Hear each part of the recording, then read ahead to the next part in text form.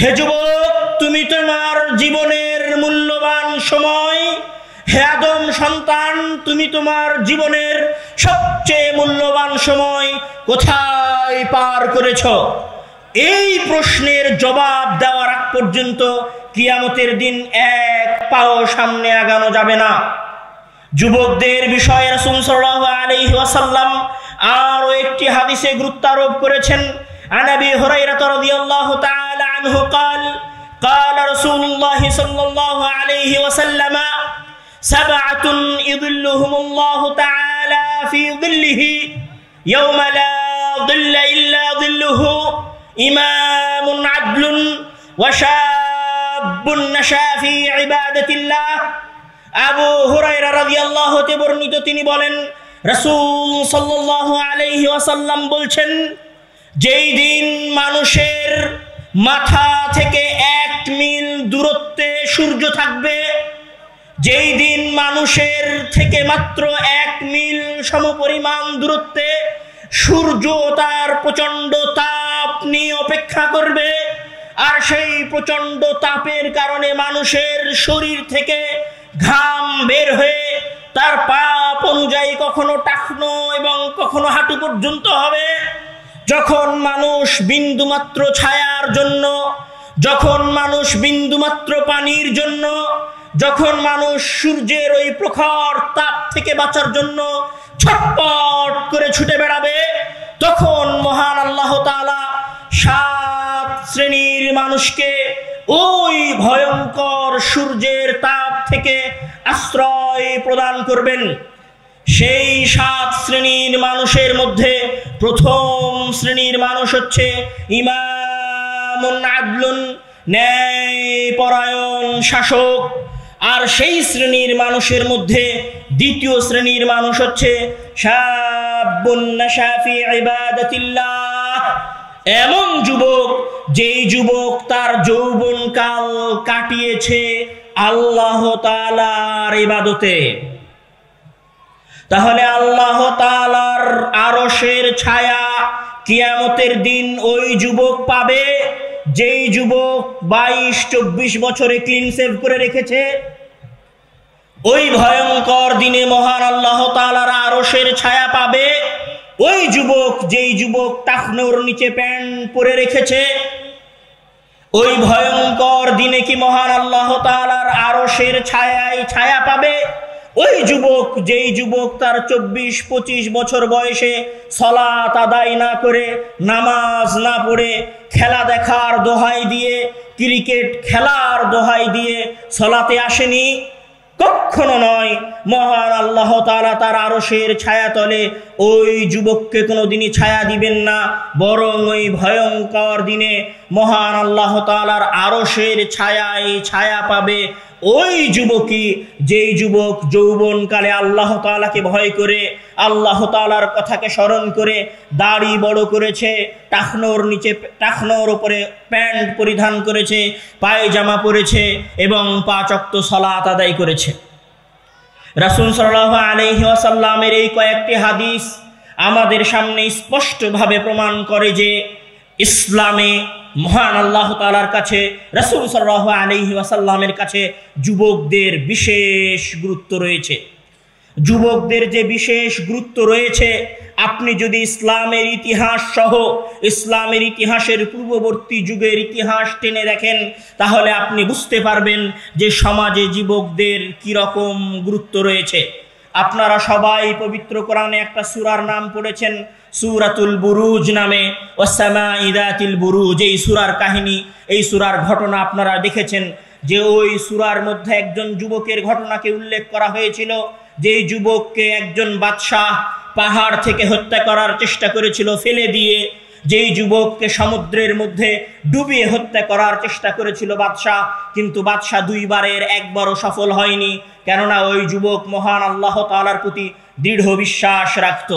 যুবক 2 বার হত্যা করার চেষ্টা করার পরেও যখন বাদশাহ তাকে হত্যা করতে পারলো না, তখন ওই যুবক ওই বাদশার কাছে গিয়ে বলল, আপনি যদি আমাকে হত্যা করতে চান তাহলে আপনার সমাজের সকল মানুষকে একটা মাঠে একত্রিত করুন এবং সেখানে খেজুর গাছের সাথে ঝুলিয়ে আমার দিকে তীর নিক্ষেপ করুন। এই কথা বলে যে বিসমি রব্বি হাদাল গোলাম, এই যুবকের প্রতিপালকের নামে তীর নিক্ষেপ করলাম।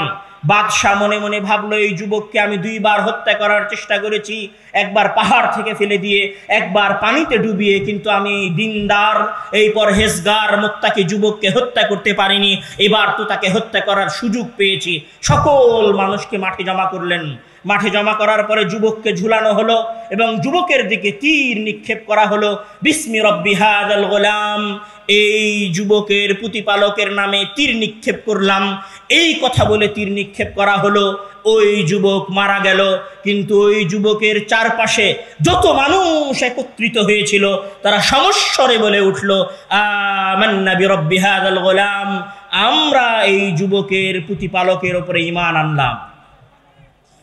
এই যুবকের ঈমান, এই যুবকের শহীদ হয়ে যাওয়ার এই ঘটনা এবং তার আশেপাশের সকল মানুষের ওই শহীদ হয়ে যাওয়ার দৃশ্য দেখে আমান্না বিরব্বি হাদাল গোলাম, এই বাক্য এটা প্রমাণ করে যে একজন যুবক তার জীবনের বিনিময়ে, একজন যুবক এই দুনিয়া থেকে ছেড়ে চলে যাওয়ার বিনিময়ে একটা পুরো সমাজকে পরিবর্তন করতে পারে। কিন্তু আমাদের দেশে, আমাদের সমাজে হাজারো হাজারো লক্ষ লক্ষ যুবক আছে, কিন্তু আমরা আমাদের এই সমাজকে পরিবর্তন করতে পারিনি। কেন পারিনি? তার সবচেয়ে বড় কারণ হচ্ছে আমাদের যুবকেরা ওই যুবকদের মতো হননি, আমাদের যুবকেরা ওই সন্তানদের মতো হননি যারা রাসূল সাল্লাল্লাহু আলাইহি ওয়াসাল্লামের প্রকৃত অনুসারী ছিলেন। যুবকদের কথা বলতে গিয়ে আরো একটা কথা বলার আছে। রাসূল সাল্লাল্লাহু আলাইহি ওয়াসাল্লাম যখন সর্বপ্রথম রোম সাম্রাজ্যের সাথে যুদ্ধ করার জন্য সেনাবাহিনী পাঠাচ্ছেন রোমে মুতার যুদ্ধে, তখন মুতার যুদ্ধে রাসূল সাল্লাল্লাহু আলাইহি ওয়াসাল্লাম 3 জন ব্যক্তিকে সেনাপতি নির্ধারণ করছেন। একজন হচ্ছেন যায়েদ ইবনে হারিসা, একজন হচ্ছেন জাফর ইবনে আবি তালিব এবং একজন হচ্ছে আব্দুল্লাহ ইবনে রাওয়াহা। মুতার প্রান্তরে মুসলমানদের সাথে রোমদের সবচেয়ে বড় যুদ্ধ হবে। রোমের সেনাবাহিনীতে আছে 2 লক্ষ সৈন্য, আর মুসলমানদের সেনাবাহিনীতে আছে মাত্র 3000 সৈন্য। কোথায় 2000, কোথায় 2 লক্ষ, আর কোথায় মাত্র 3000? বিশাল এই যুদ্ধে রাসূল সাল্লাল্লাহু আলাইহি ওয়াসাল্লাম এই 3000 লোকের সাথে, এই 3000 সাহাবীর সাথে সেনাপতি হিসেবে পাঠাচ্ছেন 3 জন ব্যক্তিকে, যায়েদ ইবনে হারিসা, জাফর ইবনে আবি তালিব, আর একজন হচ্ছে আব্দুল্লাহ ইবনে রাওয়াহা। 3 জনের 3 জনই হচ্ছে যুবক। এই ভয়ঙ্কর যুদ্ধে রাসূল সাল্লাল্লাহু আলাইহি ওয়াসাল্লাম পাঠিয়ে দিলেন 3 জন যুবককে সাথে করে। রাসূল সাল্লাল্লাহু আলাইহি ওয়াসাল্লাম তার জীবদ্দশায় মৃত্যুর পূর্বে যখন শামের খ্রিস্টানদের সাথে, শামের বিধর্মীদের সাথে যুদ্ধের জন্য আবু বকর, ওমর রাদিয়াল্লাহু তাআলা আনহু সহ বড় বড় ব্যক্তিদেরকে যুদ্ধে পাঠাচ্ছেন, তখন সেই যুদ্ধেও রাসূল সাল্লাল্লাহু আলাইহি ওয়াসাল্লাম সেনাপতি হিসেবে পাঠাচ্ছেন ওসামা ইবনে যায়েদকে। ভয়ঙ্কর ভয়ঙ্কর 2টা যুদ্ধ, একটা হচ্ছে মুতার যুদ্ধ, আরেকটা হচ্ছে রাসূল সাল্লাল্লাহু আলাইহি ওয়াসাল্লামের মৃত্যুর সময় শামের অধিবাসীদের সাথে যুদ্ধ। সেই যুদ্ধেও রাসূল সাল্লাল্লাহু আলাইহি ওয়াসাল্লাম যুবক হিসেবে একজন সেনাপতিকে নির্বাচন করেছেন, যার নাম ওসামা ইবনে যায়েদ। ওসামা ইবনে যায়েদের বয়স হচ্ছে, যখন ওসামা ইবনে যায়েদ সেনাপতির পতাকা নিয়ে দাঁড়িয়ে আছে, তখন ওসামা ইবনে যায়েদের বয়স হচ্ছে মাত্র 18 বছর। আর ওসামা ইবনে যায়েদ যেই সেনাবাহিনীর নেতৃত্ব দিচ্ছে, সেই সেনাবাহিনীতে ওসামা ইবনে যায়েদের পেছনে দাঁড়িয়ে আছে আবু বকর, ওমর, আলীর মতো বড় বড় পণ্ডিত সাহাবায়ে কেরাম। কোথায় আবু বকর, ওমর, ওসমান, আলী? আর তাদের সামনে দাঁড়িয়ে আছে মাত্র একজন 18 বছরের যুবক। রাসূল সাল্লাল্লাহু আলাইহি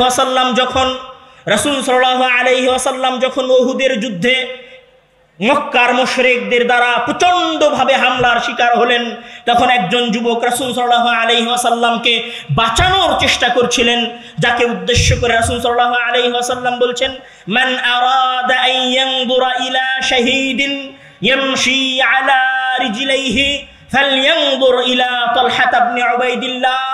কেউ যদি তোমাদের মধ্যে এই যুগে একজন জীবন্ত শহীদ ব্যক্তিকে দেখতে চায়, তাহলে সে যেন তালহা ইবনে উবাইদুল্লাহর দেখে রাসূল সাল্লাল্লাহু আলাইহি ওয়াসাল্লাম একজন ব্যক্তিকেই জীবন্ত শহীদ হিসেবে ঘোষণা করেছিলেন, তার নাম হচ্ছে তালহা ইবনে উবাইদুল্লাহ। যখন তালহা ইবনে উবাইদুল্লাহর বয়স ছিল মাত্র 31 বছর। সম্মানিত উপস্থিতি, যুবকদের আরো কয়েকটা ঘটনা বলে আমি আমার যুবকদেরকে উদ্বুদ্ধ করার চেষ্টা করব। যখন রাসূল সাল্লাল্লাহু আলাইহি ওয়াসাল্লাম মারা গেলেন, রাসূল সাল্লাল্লাহু আলাইহি ওয়াসাল্লাম যখন ইহকালীন জগৎ শেষ করে পরকালীন জগতে পাড়ি জমালেন, আবু বকর রাদিয়াল্লাহু তাআলা আনহু খেলাফতের দায়িত্ব নিলেন। আবু বকর রাদিয়াল্লাহু তাআলা আনহু খেলাফতের দায়িত্ব নেওয়ার সাথে সাথে ইসলামী সমাজের চতুর্পাশে, মক্কা মদিনার চতুর্দিকে বিভিন্ন ফিতনা উঠল। কিসের ফিতনা? রাসূল সাল্লাল্লাহু আলাইহি ওয়াসাল্লামকে অস্বীকার করার ফিতনা। কিসের ফিতনা? নতুন নবী দাবিদারদের ফিতনা। এই রকম ভয়ঙ্কর ফিতনার যুগে সাহাবায়ে কেরাম বিভিন্ন যুদ্ধে অংশগ্রহণ করতে থাকলেন। এই বিভিন্ন যুদ্ধে অংশগ্রহণ করার কারণে অসংখ্য সাহাবায়ে কেরাম মারা গেলেন, অসংখ্য হাফেজ সাহাবীরা মারা গেলেন। তখন আবু বকর এবং ওমর রাদিয়াল্লাহু তাআলা আনহু দুইজনে পরামর্শ করছেন যে আচ্ছা, আমরা তো অনেক দিন ধরে যুদ্ধ করছি, এই ফিতনার বিরুদ্ধে আমাদের সকল হাফেজ সাহাবীরা তো মারা যাচ্ছে, কি করা যায়? কোরআন তো সংরক্ষণ করতে হবে, কোরআন সংরক্ষণ করা জরুরি হয়ে গেছে, কেননা হাফেজেরা সব মারা যাচ্ছে।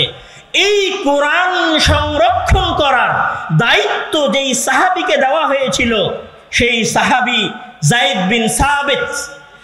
বিন সাবিতকে কোরআন সংরক্ষণের মতো একটা গুরুত্বপূর্ণ জিম্মেদারি প্রদান করা হচ্ছে।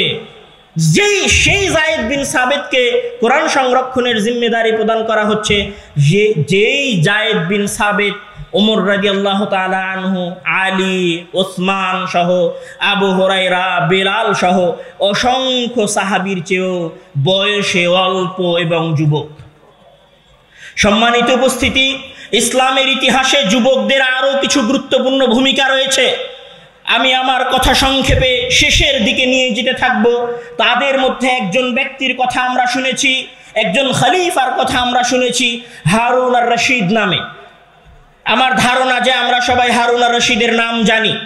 আমরা জানি যে রাসূল সাল্লাল্লাহু আলাইহি ওয়াসাল্লাম মারা যাওয়ার পরে সর্বপ্রথম ইসলামী সাম্রাজ্য শাসন করেছিলেন চারজন সাহাবী। প্রথমে আবু বকর, ওমর, ওসমান, আলী। এই শাসন ব্যবস্থার যুগটাকে বলা হয় খোলাফায়ে রাশিদার যুগ।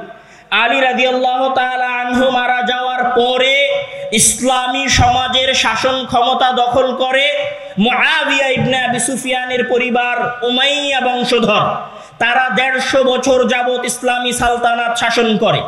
তাদের 150 বছর ইসলামী সালতানাত শাসন করার পরে আবুল আব্বাস আস-সাফফাহের হাত ধরে আব্দুল্লাহ ইবনে আব্বাস রাদিয়াল্লাহু তাআলা আনহুর পরবর্তী বংশধর ইসলামের শাসন ক্ষমতায় বসে। এই আব্বাসীয় বংশধরের একজন সূর্য সন্তান, ইসলামের ইতিহাসের সর্বশ্রেষ্ঠ খলিফারদের একজন খলিফা হচ্ছেন হারুন আর রশিদ। এই হারুন আর রশিদ যখন ইসলামী খেলাফতের শাসন ক্ষমতায় বসেন, উনি যেই চেয়ারটাতে বসে ইসলামী খেলাফত শাসন করবেন, সেই সাম্রাজ্য, সেই সীমানা হচ্ছে অর্ধ পৃথিবী। মানে পুরো অর্ধ পৃথিবী তখন শাসন হয় খলিফা হারুন আর রশিদের চেয়ার থেকে। খলিফা হারুন আর রশিদ যখন খেলাফতের চেয়ারে বসতেছেন, যখন উনি খলিফা হচ্ছেন হারুন আর রশিদ, তখন হারুন আর রশিদের বয়স মাত্র 22 বছর বয়স। এই 22 বছর বয়স থেকে নিয়ে হারুন আর রশিদ 20 বছর যাবত ইসলামী সালতানাত শাসন করেছেন। উনি এই 20 বছরে কি করেছেন? হারুন আর রশিদ 20 বছরে এমন কিছু করেছেন, 20 বছরে এমন কিছু করেছেন ওই 22 বছরের হারুন আর রশিদ, যেটা পৃথিবীর ইতিহাসে কোনোদিন কোনো মুসলিম খলিফারা করতে পারেনি। উনি কি করেছেন? উনি ওনার ওই শাসন ব্যবস্থা, 22 বছরের যুবক, মানে আমার চেয়ে জুনিয়র, আমার চাইতে ছোট একটা যুবক অর্ধ পৃথিবী শাসন করার জন্য চেয়ারে বসেছেন। উনি চেয়ারে বসার পরে সর্বপ্রথম একটা কাজ করেছেন, সেটা হচ্ছে পৃথিবীর যত জ্ঞান ছিল, পৃথিবীর বিভিন্ন বিষয়ের যত জ্ঞান ছিল, উনি সকল জ্ঞানগুলোকে আরবি ভাষায় অনুবাদ করেছেন। এবং উনি একটা গবেষণাগার প্রতিষ্ঠা করেছিলেন, যে এই গবেষণাগারের নাম ছিল বাইতুল হিকমাহ, হাউস অব উইজডম। পৃথিবীর ইতিহাসে আজকে আপনাদের সামনে যদি কেউ এসে বলে যে এটা হচ্ছে দেবীনগর অঞ্চল, চাঁপাইনবাবগঞ্জ অঞ্চল, এই অঞ্চলের মানুষেরা ভালো শিক্ষিত হয়, কেউ যদি বিসিএস করে, কেউ যদি ঢাকা ভার্সিটিতে চান্স পায়, তো মনে করে যে হ্যাঁ মুই কি হনুরে। ঢাকা ভার্সিটিতে চান্স পাওয়াটাকে আপনি যেমন মনে করেন মুই কি হনুরে, এইরকম হাজারটা ঢাকা ইউনিভার্সিটি যেই গবেষণাগারের নিচে পুঁতে যেতে পারে, সেই গবেষণাগারের নাম হচ্ছে বাইতুল হিকমা। এইরকম যে অক্সফোর্ড ইউনিভার্সিটির নাম দেখলে, অক্সফোর্ড ইউনিভার্সিটির নাম শুনলে আপনারা কাঁপেন, যে অক্সফোর্ড ইউনিভার্সিটিকে আপনারা জ্ঞানের সাগর মনে করেন, এইরকম শত অক্সফোর্ড ইউনিভার্সিটির জন্মদাতার নাম হচ্ছে হাউস অব উইজডম। এই হাউস অব উইজডমের যিনি প্রতিষ্ঠাতা তিনি হচ্ছেন হারুন আর রশিদ। আমি মনে হয় এখনো বুঝাতে পারিনি হারুন আর রশিদের পরিচয়। হারুন আর রশিদের আরো দুইটা পরিচয় বলি। পৃথিবীর ইতিহাসে সর্বপ্রথম রোবোটিক্স নিয়ে যে গবেষণা হয়েছিল, সেই গবেষণাটা হারুন আর রশিদের এই বাইতুল হিকমা গবেষণাগারে হয়েছিল। পৃথিবীর ইতিহাসে সর্বপ্রথম মহাকাশ গবেষণা সংস্থা এই বাইতুল হিকমা গবেষণাগারের আন্ডারেই প্রতিষ্ঠিত হয়েছিল মুমতাহানা নামে, বাগদাদ থেকে অনতি দূরে। এই হারুন আর রশিদ হচ্ছে ওই হারুন আর রশিদ, যেই হারুন আর রশিদ শার্ল দ্য গ্রেট নামে পারস্যের একজন বাদশার কাছে একটা ঘড়ি পাঠিয়েছিলেন, যেই ঘড়ি দেখে বাদশা বলেছিল এটা কি শয়তানের বাক্স, এটা টিকটিক করে কেন। ওই হারুন আর রশিদের কথা আমি বলছি, যেই হারুন আর রশিদ তার শাসন ক্ষমতায় তার চেয়ারে বসে পুরো অর্ধ পৃথিবী শাসন করেছিলেন, আর অক্সফোর্ড, কেমব্রিজ, হার্ভার্ডের চেয়ে উন্নত গবেষণাগার প্রতিষ্ঠা করেছিলেন 22 বছর বয়সে।